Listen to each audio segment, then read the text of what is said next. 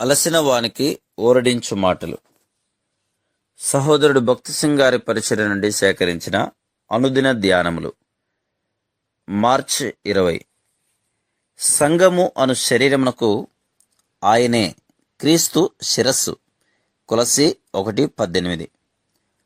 ఎఫెసీ 1:23లో సంఘము క్రీస్తు శరీరంగా పిలువబడుచున్నది. యేసుక్రీస్తు ప్రభు యొక్క జీవమును ఎవరైతే స్వీకరించారో వారికి ఆయన శరీరంలోని అవయవములుగా పిలువబడి అధికారం లేదు. ఉదాహరణకు, కృత్రిమ కాలు కలిగిన ఒక వ్యక్తిని తీసుకొనము. అది చాలా మంచి కాలై ఉండవచ్చును. ఆ వ్యక్తి చక్కగా నడుచుటకు అది ఉపయోగపడుచుండవచ్చును. అయినప్పటికీ అది అతని శరీరంలో ఒక భాగము కాదు. అది ఎన్నో గొల్లెములు, బోల్టులు, శీలలు, పట్టీలు మొదలగు వాటి చేత సరైన స్థలములో సరైన విధముగా అమర్చబడవలను. లేని యెడల అది ఎక్కడో ఊడిపడిపోవును. నీ చెయ్యి నీ శరీరమునకు ఏ విధంగా అమర్చబడి ఉంది? అది గొల్లెములు, శీలలు, పట్టీల చేత అమర్చబడిందా? కాదు. శరీరంలోని అన్ని అవయవములలో ప్రవహించు మానవ జీవము వాటన్నిటినీ కలిపి ఉంచును. అదేవిధంగా ఎవరైతే తిరిగి జన్మించిరో, ఎవరిలోనైతే యేసుక్రీస్తు ప్రభు యొక్క జీవం పోయబడి ఉన్నదో వారు సంఘము అను క్రీస్తు శరీరములో సభ్యులై ఉన్నారు.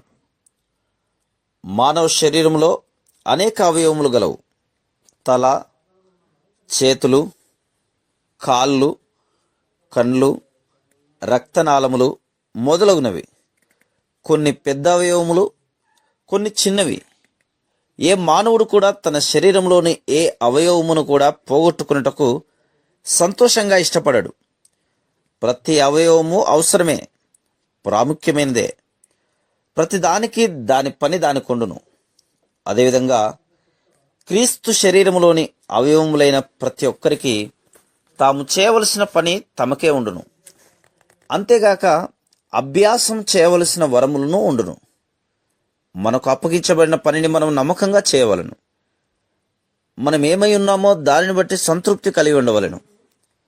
నీవెవరివైనను సరే, నీవు క్రీస్తు శరీరంలో సభ్యుడవైన యెడల నీ సేవ ప్రభువుకు సమానముగా ప్రాముఖ్యమైంది, సమానముగా ప్రశస్తమైంది.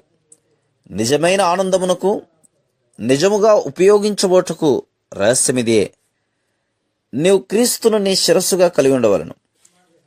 ఒకవేళ మానవ శరీరంలోని అవయవములన్నీ శిరస్సు ఆధీనములో లేకుండా వేరుగా కదిలిన యెడల దానిని నీవు ఏమాత్రము ఊహించనేలేవు.